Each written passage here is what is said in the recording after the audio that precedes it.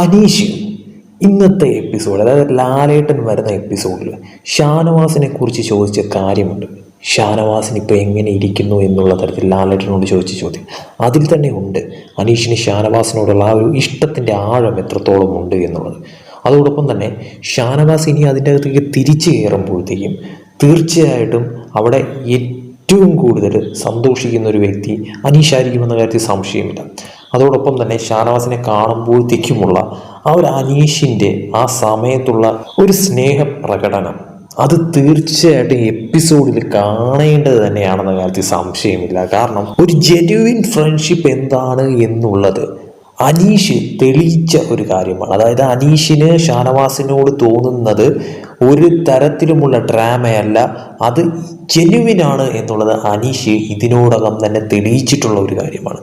അത് ഈ ഷാനവാസിൻ്റെ മെഡിക്കൽ ഇഷ്യൂവിൽ തന്നെ അത് വളരെ വ്യക്തമായ ഒരു കാര്യം തന്നെയായിരുന്നു. തീർച്ചയായിട്ടും ഷാനവാസിൻ്റെ തിരിച്ചു വരവിൽ അവിടെ ഏറെ സന്തോഷിക്കുന്നതും അത് കാത്തിരിക്കുന്നതും അനീഷ് തന്നെയാണെന്ന കാര്യത്തിൽ സംശയമില്ല. അത് തന്നെയാണ് അനീഷ് ലാലേട്ടനോട് പോലും എടുത്തു ചോദിച്ചത്, ലാലേട്ടാ ഷാനവാസിന് എങ്ങനെയുണ്ട്.